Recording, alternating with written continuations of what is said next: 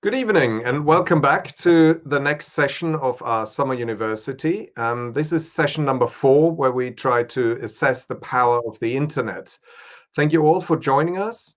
And throughout the session, we encourage you to submit your questions using the chat box. And questions will be submitted will be available to the moderator, of course. And please do submit your questions as soon as you think of them, and don't wait only until the end and then we have to rush through them. This session is recorded and live streamed, and therefore we are not operating under the Chatham House rule.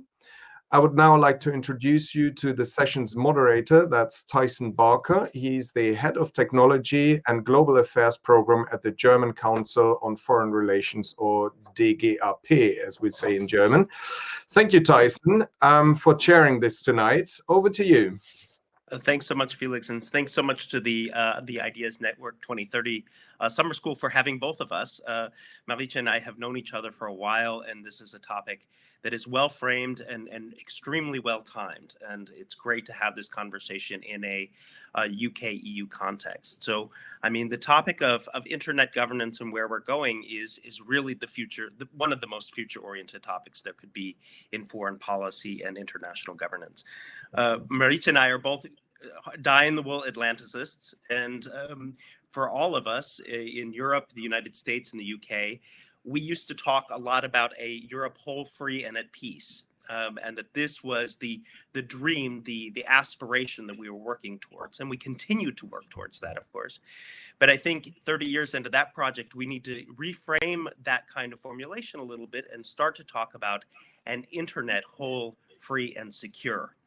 And of course, right now, the internet is under strain in all 3 areas. We have the issue of data localization, a Westphalian reassertion in many states' authoritarianism that is trying to take the internet to make the internet less whole. We see surveillance, monitoring of content, suppression of speech, which is making it a lot less free. And of course, we see the attacks, these ransomware attacks, breaches happening, state-backed breaches, globally undermining a lot of confidence in the internet, which is making it a lot less secure. So we're in a pivot point, and the next 9 years are going to be really important. And having Marietje here to talk about that is the perfect person to frame this conversation. So just to introduce her briefly, Marietje Schaake is the International Policy Director at the Stanford University's Cyber Policy Center, and International Policy Fellow at Stanford's Institute for Human-Centered Artificial Intelligence. She was also named the president of the Cyber Peace Institute. For 10 years, she was a member of the European Parliament for the Dutch Liberal Democratic Party, where she focused on trade, foreign affairs, and technology issues. And she's affiliated with a number of think tanks and organizations, as well as has a monthly column in the Financial Times and a bi-monthly column in the Dutch NRC newspaper. So thank you, Marietje, for joining us for this on-the-record conversation. As was mentioned, please do ask your questions in the course of this conversation. We want to get your questions before Marietje. So Marietje, let me start with the big question. What is your assessment of the global tech order right now? Well, first of all, thanks for having me, and it's great to see you, Tyson. I look forward to having questions, but I'm sure that we can fill 3 hours with dialogue if we have to, because there's so much going on. And I think one of the real issues facing geopolitics, anyone involved with tech governance and really with governance at all, is what order is going to prevail. So you mentioned in your introduction this idea, this almost nostalgic dream at this moment in time of an open internet. And this idea of an open internet would be that essentially territorial limitations, political models would not interfere with a World Wide Web where anyone, anywhere on the network could connect to any other person, but also other parts of information. Really a very liberal idea of access between people and access to information. And perhaps the strength of that dream and the appeal of that ambition has discouraged democratic leaders from appreciating how high the stakes would get geopolitically, politically, and in terms of sort of power and competition. And at the same time, I think those governments who are always concerned about their own power and their own control over people and what they access in terms of information, what they share in terms of expression, were more keen to insert and assert themselves in everything digital to make sure that, it would not disrupt their own government power. So at least two models are competing right now, I would say, which is the more techno-authoritarian model, where China is a leading power, really by using technology to strengthen the role of the state, to control from the top down, and to also instrumentalize technology as much as possible as a tool for geopolitical power. On the other hand, we have, I would say, a much more fragmented and undefined model on the part of democratic countries. And this is where the momentum, and as you said, the next decade are going to be so crucial. Will democratic countries truly come together through the G7, through the EU, through a summit of democracies?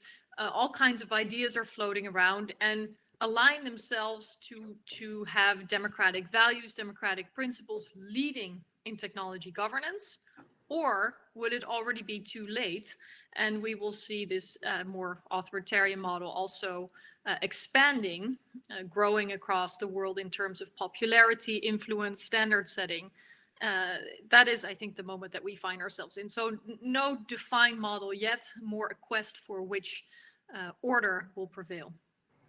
So you brought up the dream, the liberal vision of the internet, and the internet really took off in the 90s. And in many ways, it captured a lot of the ideology of the 90s. It was open, it was libertarian, it took an idea of the state's role as minimalist, which had lots of positive attributes. I mean, we wouldn't be living with the dynamic internet today if we didn't have that fertile ground.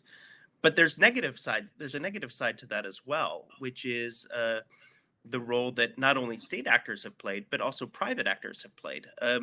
Do you think we missed the boat on reining in or giving the right rules to tech players online?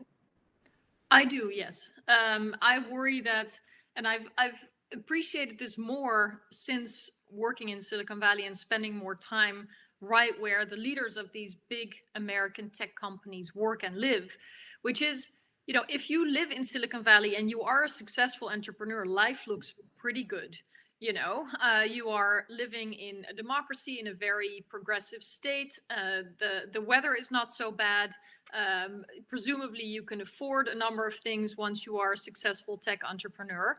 And so I think good intentions really got in the way of a more realistic assessment of what could be worst case scenarios of how technologies could be used.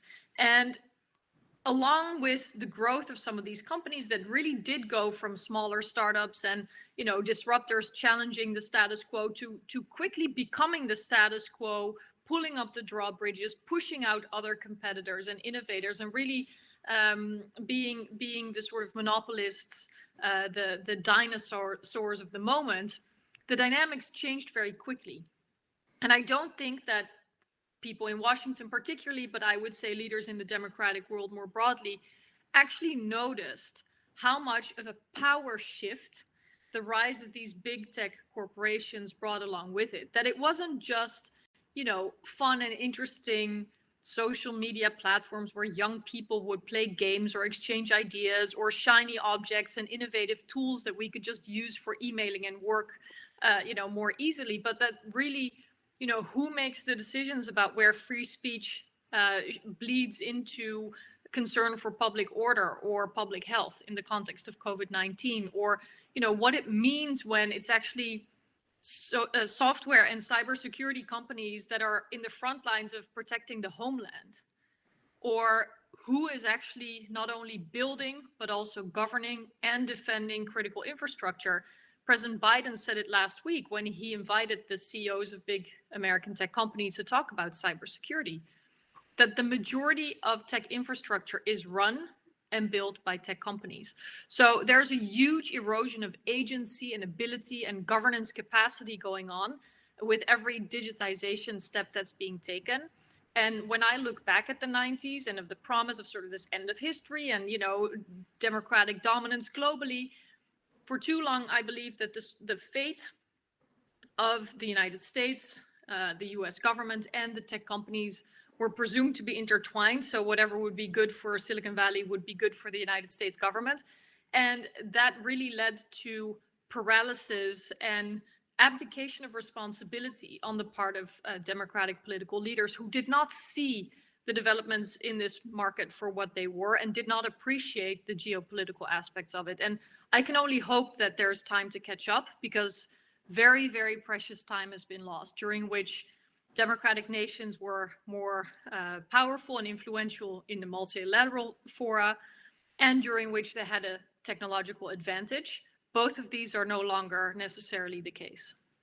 So what is to be done? We have a lot of legislation coming through in Brussels. We have a lot of legislation in London. We have pushes in Washington at states, cities.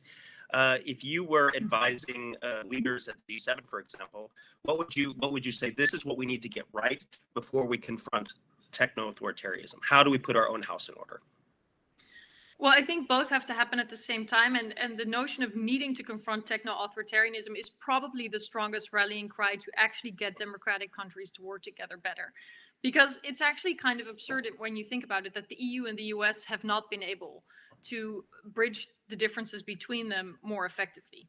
And, that the UK had to leave the European Union is, I think, a disaster that also bears on their ability to be aligned with, key partners and all kinds of questions. We saw that there's going to be a reflection on how to, separate from GDPR rules, what the new UK's position on data will be. So in other words, there's too much fragmentation between transatlantic partners and throughout the democratic world, so to say. And I think we've reached a point that the only chance of actually asserting a model that will have a critical mass, that will truly have leverage of economic power, political power, scale, industrial capacity, and so on, when democracies work together in developing a democratic governance model. And what is really important there is to put the democratic principles first. So not to say, oh, we need to do something with artificial intelligence, something with data, something with quantum computing, something with the Internet of Things, something with cybersecurity, sort of running behind the technology. It is crucial to say, no matter what technology pops up, which one will actually be, as promising as it looks today, or whichever one may not be, it's kind of irrelevant. We're going to be guided by our North Star. That's the rule of law and democracy. And we want to make sure that there is no illegal discrimination, that there is no undermining of the electoral process, that there is accountability and an ability to apply scrutiny over what companies are doing, that there are rules of the road for trade, for international security. So many key pillars of a rules-based society are shaking because of digitization, and it's really important to know what needs fortification. And I would say it's how these principles of democracy and the rule of law apply in digital contexts, and not so much how one technology or the other should be fostered or invested in or regulated. And that's been the temptation a little bit. There's a lot to unpack there. So I'm going to start with this issue of rule of law. We see it in the digital space, and we see it in the trade space. We see it in the cyber space, that there are a lot of norms that have been developed, and there have been a lot of statements. Most recently, the Biden-Putin meeting in Geneva, where there are lists provided of, say, critical 16 sectors, critical infrastructure sectors. Europe has something very similar in the NIS directive, has new tools at its disposal in the cyber diplomacy toolbox. The UK, very similar, lots of capability, also offensive capability at GCHQ and other places. But is the West, or are democracies, let me not use the term West, because I think we're talking much broader, are democracies willing to impose consequences when those norms are violated? And we see this, for example, with SolarWinds, where the United States imposed sanctions, but was not joined by its allies. So again, in your question, there's a lot. So I'll just pick up on a couple of points, and then we can dig further. I mean, the fact that President Biden had to put across the table a list of sectors that were supposed to be off limits sort of shows you how bad things already are. Because we know that there are intrusions for the purpose of intelligence gathering, for the purposes of corporate espionage, for the purposes of crime, for the purposes of potentially debilitating, so shutting off certain parts of digital networks, happening all the time. And unfortunately, from Russia, either by state or non-state, but state-aligned forces within Russia, there is an excessive amount of malign activity coming to the United States and others. So it made sense for President Biden to try to put a halt to it. But by saying these 16 sectors are off limits, there were also a lot that were not on the table. I wrote about it actually last week in Financial Times, because it strikes me how, for example, knowledge infrastructure, universities, the data that hospitals might be dealing with are not necessarily protected at the same level as an oil pipeline or an energy or water facility. And so some of the notions of infrastructure that we work with, and that are also illustrated in that list of 16, are really 20th century understandings of what critical infrastructure is. And so I would rather have a sort of scan, or how should I say, X-ray of where risk exists in society, and say this is what we're going to protect, and push back against any attack, that would jeopardize those critical functions, instead of saying, oh, well, we have this notion of critical infrastructure and you shouldn't touch it. The other problem is that countries like the United States itself, and also actually most democracies, are very ambiguous about where they want to draw the line themselves. So typically speaking, intelligence gathering, and even if digital means are used, are not considered to violate international law. And so only around the Exchange server hack and also the SolarWinds hack were there questions, because these hacks were of such systemic harm and massive caliber, that there were questions about, are the means proportionate to the aims? So even if these are supposed to be for the purpose of intelligence gathering, meaning that a state would be behind them, is a line crossed? And some people said, yes, absolutely, this was disproportionate. This was actually also a sort of infrastructure level attack, and there should be consequences. But there is ambiguity in international law, and I think that ambiguity is equally used by democratic states for their own purposes. So there's a reluctance to draw clear lines about what is off limits and what isn't, or to update international law beyond the norms that you spoke about. Because norms, for everybody who's not sort of in these discussions every day, are a softer articulation of principle than would be articulated in legal agreements, law, international law, and so on. So there is a world to be won, and I think the urgency is growing to really have clarity about what is and is not acceptable, and thereby making it also more clear what the sanctions and consequences will be for those who seek to violate. And you will see from example after example, for example, cyber crime attacks, which could be so forceful that there are question marks whether it's a criminal group or whether it's a state behind them, with very few consequences. So this idea that there should be more accountability, I think, is incredibly urgent. Yeah, the question of accountability is something we could definitely talk about, especially when it comes to harboring ecosystems, state-adjacent ecosystems that are perpetrating cybercrime, which I think is in discussion in the UN and also in the Council of Europe with the revisions of the Budapest Convention. Yeah. But let me ask you about this word that you brought up a couple of times, which I love, which is the word proportionality. Talking about proportional responses to certain actions.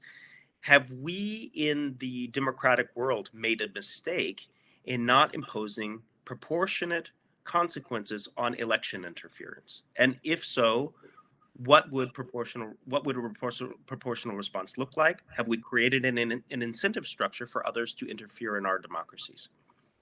Mm-hmm. Well, I would say there's not a clear type of response to attempts to interfere in elections. And certainly it's not a transparent type of response that we will hear debates about in the US Congress or in the European Parliament or so on.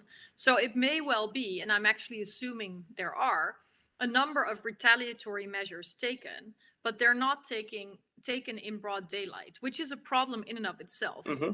Because if you are going to have action, reaction, attack, retribution, back and forth, and it's moving further away from the sort of accountable methods that are typically used when there is such difficult decisions, frankly, being made to engage in offensive activities, then scrutiny, oversight, and accountability within democratic societies also erodes.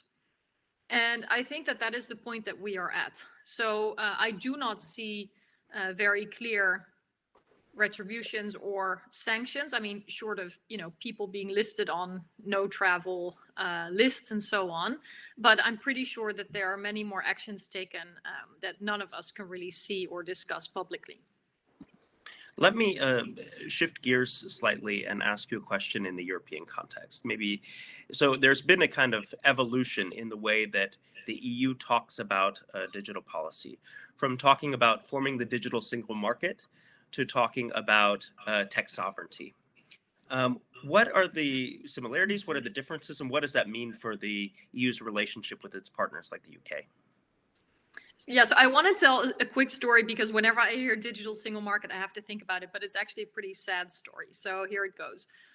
Around, 12 years ago, I was first elected to the European Parliament. And, as a new member of European Parliament, anyone is keen to find a subject that they want to really dive into. You want to claim a bit of policy territory. And so when I heard about the digital single market, I thought, wow, it's incredible how much work still remains to be done to remove the barriers between the EU member states. How come that the very foundation of the EU, the single market, is actually so poorly developed digitally, and so on and so forth. So I couldn't wait to start working on, creating this digital single market.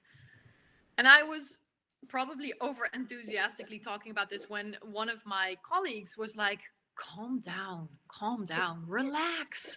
In 10 years, people will still be talking about the digital single market. And I was like, how can somebody be so cynical? This is so sad. We cannot wait 10 years. If we don't do it, quickly, then the EU will not be able to, serve its citizens, its small, medium-sized enterprise, but also not fulfill really its promise of being a strong economic and political bloc all at once. Anyway, fast forward, here we are 12 years later talking about the digital single market. So unfortunately, my cynical colleague was right, but I'm still convinced that it's very urgent to make sure that there is a digital single market. And yeah, go ahead. Oh, I was just going to ask, but even here in Brussels and Berlin and Paris, you hear less talk about the digital single market as the grand project. The grand project is asserting tech sovereignty. Yeah, but I think that will be temporary. So I see this notion of tech sovereignty as a useful rallying cry, particularly for people in France who love sovereignty, with or without the digital. And it sounds nicer than it actually is, in my opinion. First of all, the term sovereignty in the context of geopolitics and digital was already sort of claimed by China and Russia. So anyone who thought that it was a good idea to use the exact same word had a lot of explaining to do. And that's actually what you find when you talk to people about what digital sovereignty for the EU really is. People are often like, no, it's not supposed to mean nationalism. No, it's not supposed to indicate protectionism. No, we want openness, but, and so on and so forth. So the concept doesn't really speak for itself. And secondly, when you really think it through, how capable is the EU to actually provide for all the services, products, ingredients for those products that it really needs? How self-sufficient can it realistically become? And if it does, what are the consequences? Imagine that all big markets and powers decide to become more sovereign. where does it leave the EU? So the same as with the whole push for decoupling between the US and China, I don't know if when you really exercise through the consequences in the case of success, it will bring you to the destination that you're hoping for.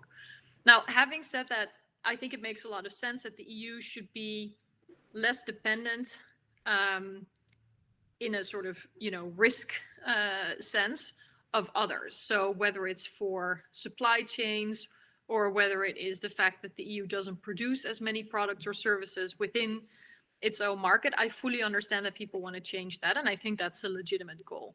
I just think the notion of sovereignty is perhaps too antagonistic towards others, even if one of the big successes for the EU has been its open liberal market. And sure, we need rules. Also, when it comes to the digital sphere, that is, I think, the biggest challenge. But we will have mutual dependence. We will have relations with others. And I think it's better to shape them than to pretend that we can do without them. So one of the key aspects of digital sovereignty, or the way it's the narrative of the story of digital sovereignty that comes up is industrial policy. Mm-hmm. And of course, this the renaissance of industrial policy that we're seeing is in some ways, the world looking at China and saying, well, look at what they've done. We need to do that. And the COVID experience accelerated a lot of these trends. Yeah. How do you assess this new push for tech industrial policy in Europe and in democracies in general? So the idea that we invest in critical research and innovations, I think makes a lot of sense. There have always been public resources going to such endeavors. And I think that makes a lot of sense. There's a new focus on quantum, on semiconductors. And I appreciate why that's being done. It's a delicate balance, I would say, between fostering champions within the EU and having a sort of security lens over too much of the digital economy, because a lot of these decisions to actually have a stronger industrial policy, have stronger state involvement, so exceptions to rules that apply for state aid, rules that apply for state-owned enterprises and so on, are justified with security arguments. And so you want to think about what it will do to the digital economy and what it will also do to, exceptions, authorities, decision-making processes when the digital economy in Europe gets securitized too much. And again, I really think it's a delicate balance. There were moments in time where I think the EU has been quite naive about the high stakes when there were, for example, very strategic takeovers of some of its companies. It took a long time for there to be awareness and more screening of foreign direct investments. It took a long time before this whole toolbox of screening for national security risk was properly deployed vis-a-vis questions around 5G and network technology. So there is a need, I think, to sort of structurally bring together national security competence, which is still decided in all the member state capitals, and this digital single market, which promises the same rules across the European Union. And at this moment in time, this whole ad hoc justification, I think it's a little tricky, and too much of a national champions protectionist type industrial policy could backfire, I would imagine. And it's interesting, I would say, that you mentioned China, because clearly globalization, having global rules, looks much more attractive if you think you can actually gain a majority around your own ideas. That's global. And I think what we're seeing is a greater hesitance when other powers are in a better position at times, with majorities in multilateral organizations and so on, to actually dictate those rules. And so what we're seeing, I think, is also a sign of more conservatism in that sense. Vis-a-vis, power relations globally and the ability to actually shape global rules. I have a million questions, but we're starting to get some questions from the audience, and I want to make sure that we get the other people's questions in. So please feel free to write your questions in the chat box, and I have two to start with. Let's start with this first one. How can we achieve a consensus on what should be banned or prohibited on social media, and how do we legislate that? Yeah, so this is extremely complicated, and thanks for the question. I think it's a really key topic. So a lot of the discussions about what is and is not acceptable speech or expression on social media focuses on the content, on what is said. For example, is it acceptable or legal or desirable if people were to have the choice to deny the Holocaust, for example? In a number of EU countries, that's illegal. In others, it's not. And so there's been pressure on social media companies to draw a line. All those discussions are sensitive. The freedom of expression is a cherished right in most democracies.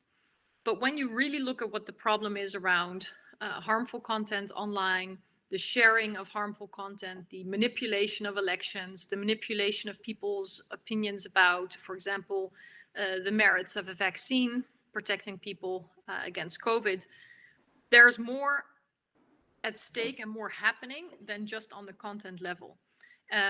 Camille Francois, who's a French thinker and also a leader of a company called Graphica, has a very good paper about this, where she outlines the ABC model if you want to think about, understanding disinformation and manipulation. A stands for actors. You want to find out who's behind it. Is it people with a commercial motive? Do they want to sell tea, alleging that it's going to cure you from all kinds of diseases?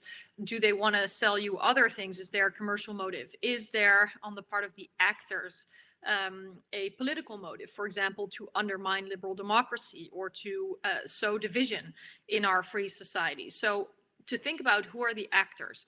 Then to look at B, so A is for actors, B is for behavior. For example, if you see posts on social media popping up systematically every 3 seconds for a cycle of 72 hours, it is very unlikely that there's a human being behind it, sitting there posting every 3 seconds, never sleeping, never missing one, never going to get something to eat or going to the restroom. So from behavior, from analyzing when accounts came online, when they're posting, what is happening, is it a swarm or a group of accounts that is repeating the same message, you can really discern whether this is actually an individual or more likely a campaign or a botnet or something like that. And then there's the C, which is indeed the content. So what always helps me when we think about who should decide what is acceptable speech is that we should also wonder who are the best positioned to legitimately do so. Should those decisions be made by companies that have a commercial interest, for example, social media companies, or should those decisions be made after democratic debate with transparent and independent oversight over what the actual problem is that we want to solve for, and then to have the proper authorities doing so? As you can probably tell, I'm not in favor of leaving those decisions about what content should stay up or should go down to advertising platforms like Facebook or YouTube or Google. I think it's not helpful when such big commercial players intervene so much in very public and fundamentally sensitive questions.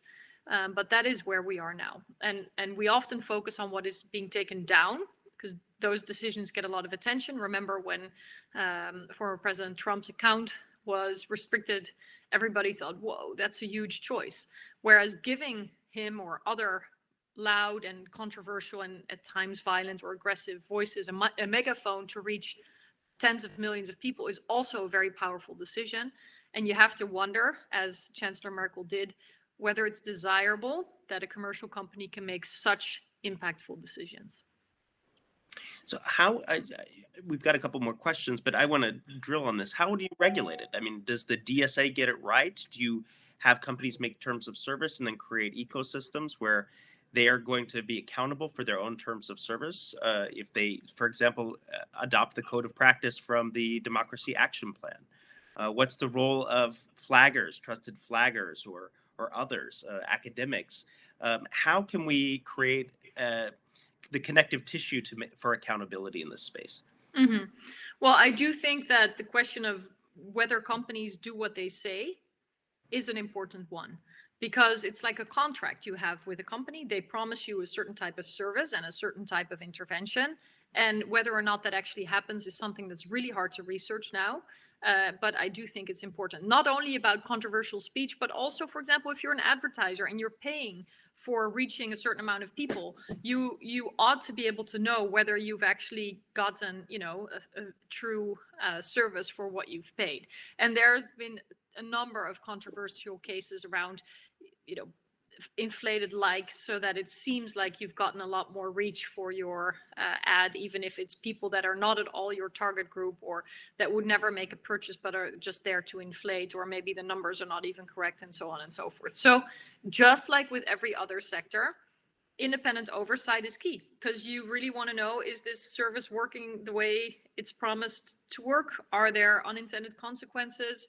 Are there some, fraudulent or otherwise dysfunctioning elements in the companies or in the process, and so on and so forth? Then you have a whole question of existing laws applying. We have data protection laws, but we also have non-discrimination laws. We have advertising laws. We have political party laws. And it is not entirely clear whether the rules that exist are always applied the way they should be.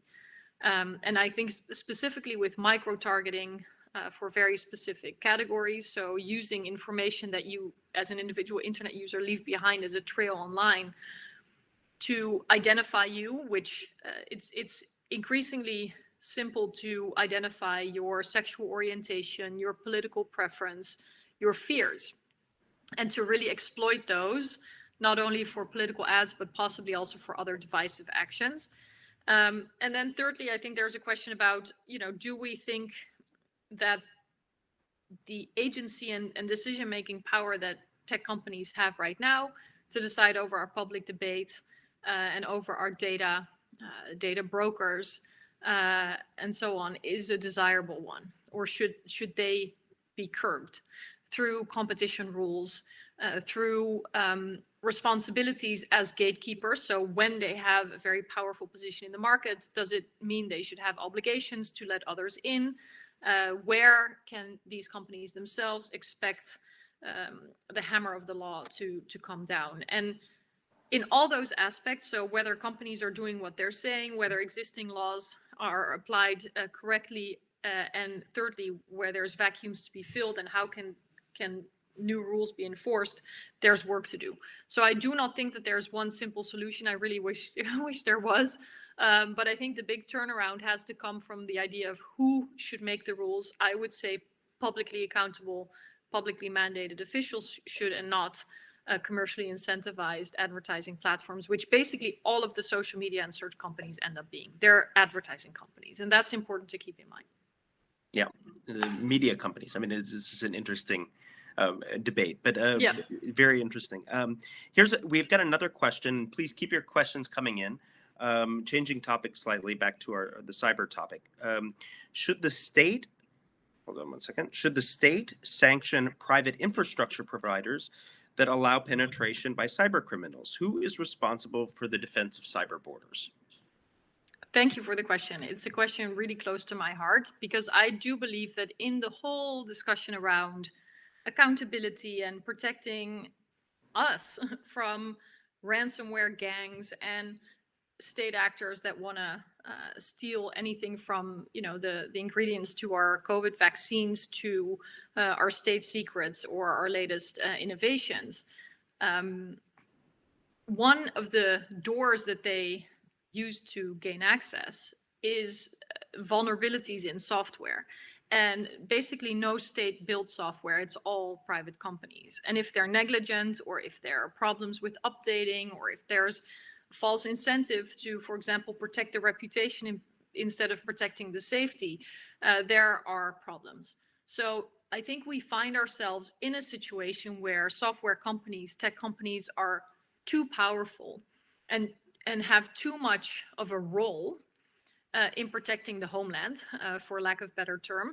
And it means that companies that we may have never heard of before, like SolarWinds, become suddenly a crucial node, because it ends up that their software is part of, you know, endless amounts of processes, databases, that government in the United States, the federal government, all kinds of departments, NATO, the European Parliament, AstraZeneca, so many parties sort of blindly rely on a whole ecosystem of technology and software without having any capability of knowing whether these companies are up to the task.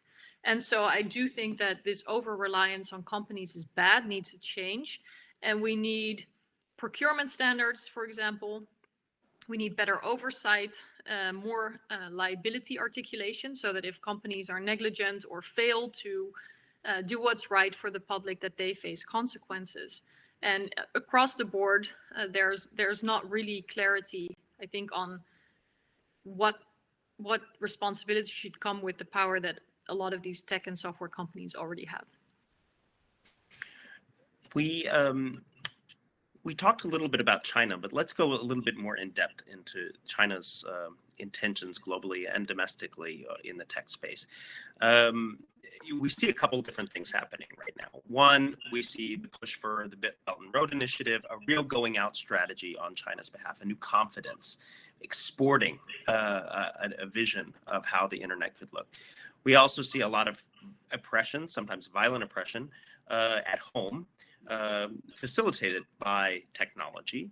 And then, most recently, we see echoes of some of the debates that we see in democracies around regulating big tech.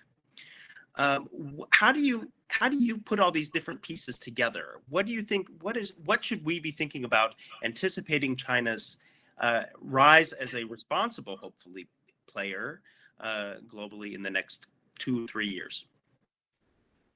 Well, what we already knew, but what is confirmed by the way in which tech is used for state control, is that that is the leading goal. That the state, the Communist Party, should remain strong, and that the way in which technology is both developed, used, and overseen is all in service of keeping the Communist Party and the state strong. And so I say that because I hear a lot of the alleged comparisons between, you know, China's new data protection law and the general data protection regulation that came out of the EU. But it's important to keep in mind that no law or regulation exists in a vacuum. So even if articulations of goals or, you know, mechanisms of protecting data are said to be similar, whatever rights protections people have fundamentally really determine how those play out.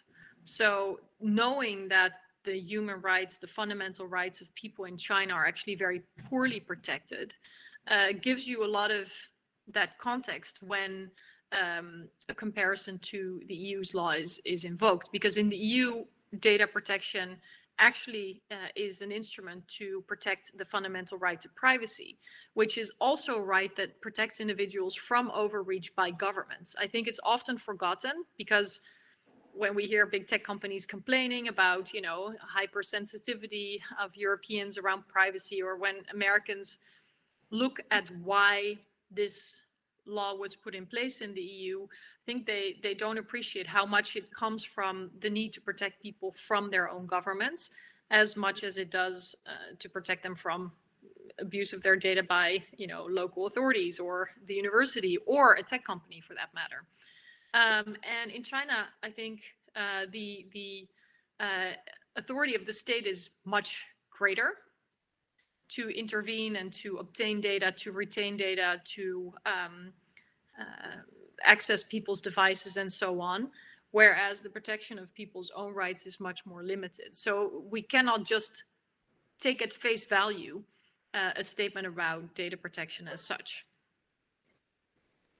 We have another question from the audience, and it gets into a topic that we haven't touched on, but it's really important. That's the question of human capital. You know, if you look at, for example, the U.S. National Security Commission on Artificial Intelligence report, probably the biggest portion was we need to have strong, fit for purpose IT professionals and a digitally literate population. And I think that that's definitely something we need to see as a geostrategic value and something to be pursued across democracies. The question here is, how do we reorient our rigid, results-driven educational systems to equip younger generations to fully participate in a cyber society as opposed to being subject to influence of a tech elite?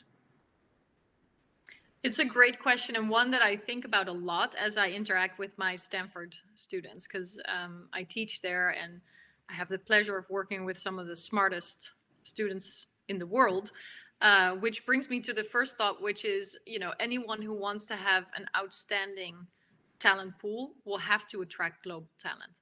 So it really is an argument for openness as opposed to, some kind of narrow sovereignty driven approach. So I think that's one thing to keep in mind. Secondly, yes, there is a enormous problem on the part of governments and public institutions to compete with the salaries, but also the exciting things that people can do inside companies. There's an exception for the security services. I think a lot of people with good computer science or computer hacking skills are sometimes excited to work for the government because it gives them a lot of stuff to do, while being safe, quote unquote. But because technology is now a layer of so many sectors, we cannot just be satisfied when these people start working for the intelligence services. You need good people in the Department of Health, of Transport, of Education, and so on.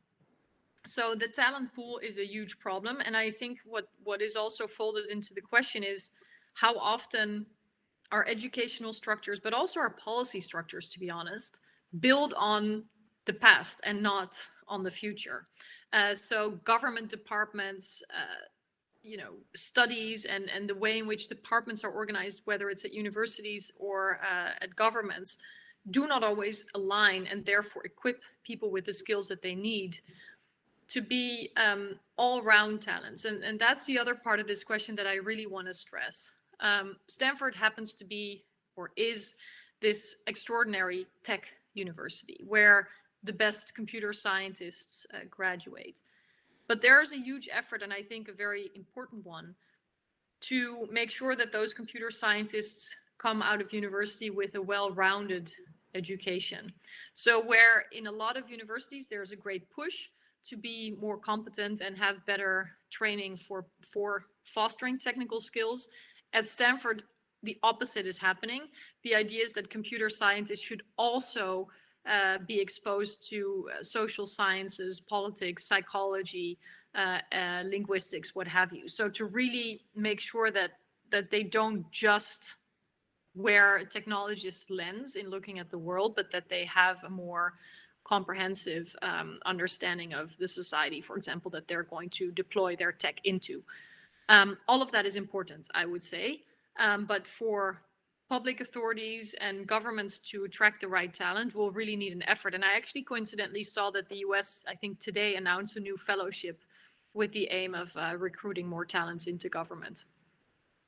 There are similar programs also in Congress. I know they try to deploy people from Silicon Valley to just give some tech expertise for members of Congress who aren't always the most tech literate, as we are all aware, and probably the same in the British Parliament and definitely the European Parliament as well. Mm-hmm. We're starting to get towards the end, but I want to kind of zoom out a little bit to a big question that the UK has really driven globally last year, and that's the question of democratic tech alliances. The UK, had big ideas about a D10, adopted a lot of these ideas into their presidency of the G7, had the first digital ministerial in the history of the G7, did a lot with ICT principles and joint action for development to counter the allure of adopting infrastructure projects financing in the global South. What do you see as the best modality for tech alliances? What do you see, or different modalities? How do you see the landscape looking? And where does the UK fit into that? Thanks for the question. It's something that really does occupy a lot of my thoughts. if the UK is interested in marrying development and technology and geopolitics and security, which I think is a very, very solid and urgent agenda, then, the best alliance is that with the EU, because the EU has major development funds, is a solid democracy, is regulating forcefully, and could really use some of that security, real political energy that we often find in the UK. Having said that, I don't think that there will be that much difference between the UK and the EU in the bigger picture there, as long as countries align as democracies. And this is where I've heard a lot of proposals that suggest, for example, smaller sub-coalitions around a shared stake in one or the other industry. Let's take semiconductors as an example. And I fully understand why somebody would think that it makes sense for countries that have a similar industry to work together better. But if that then becomes a coalition of its own, and then for another type of technology, AI or quantum or what have you, a new coalition would be foreseen, then the end result will be fragmentation between democratic countries. And that would be a mistake, because also countries that basically have little to offer from a high-tech development point of view, they need to stay on board of the democratic alliance to both develop and to become or stay part of that critical mass, and not to fall prey to cheaper infrastructure that you talked about, which is a known problem in the global south, but it's not an unknown problem in the EU either. And so you really want to have democracy to be the lead organizing principle of any coalition, and not one technology or the other. And I feel very strongly about that. I think we have to be very careful for pitting democratic countries against each other. And similarly, if there's a shared industry, chances are that those companies are competing, and that can be a cutthroat competition. So it's also important to think about, how to overcome both competing interests between countries that have the same sector and staying part of this larger democracy coalition, while thinking about how one can organize subsets of countries or get the best focus, so to say, against shared threats, whether it's competition or security threats or authoritarian threats, or a combination. I think that your point on openness and docking mechanisms so that everybody has a shared stake in this joint project for democracies is well taken. There is one operationalizing example that's happening right now, something that I call the hidden G2, which is the launch of this new Trade and Tech Council between the European Union and the United States. They will be meeting at the minister level, Blinken, Raimondo, and Tai, with Dombrovskis and Vestager in Pittsburgh on the 29th and 30th of this month. What do you think that scope should be? What should they try to accomplish? And then getting back to the spirit of plug and play, how should the UK be able to interface with this new body? Mm-hmm. Well, I think it's good. I mean, there's so much work that has not been done properly between the US and the EU. We once had a negotiation for a trade agreement that, that fell flat. We have shared concerns and a shared need to come up with a democratic tech governance model. So to try to sketch the outlines, to try to be the motor block behind such an effort is great, as long as it doesn't feel to other democracies that the doors are closed and that this is as you mentioned earlier, a Western initiative. Because without important allies like Japan, Australia, but also to the extent possible from a democracy point of view, India, those countries are going to be crucial. Crucial for the development of tech, the use of tech by masses of people over the next couple of years. And similarly, if they don't articulate a democratic alignment, they could become very important non-democratic players, right? By sheer size and talent pool and market power and geography. So I do think that the stakes are high. I hope the Trade and Technology Council goes beyond the sort of, how should I say, well-known, more bureaucratic than political, more process than results type of conversation. And that is a real pitfall. It's a real pitfall. So I think the goals are good. There are some really urgent topics on the agenda. The Biden administration's ambition for a summit of democracies, including many other countries, the EU's articulation of a number of solutions that the US can learn from around regulating, the US's experience with the national security aspects. I mean, sometimes when you think about it, if you could add all the aspects up and then divide them by 2, it would make a pretty good, average outcome on both sides. But there is also political will required. And so that's where I hope it doesn't just become this endless type of, set of statements and then more statements and then dragged out process for years and years and years. Because frankly, democracies don't have this much time to lose.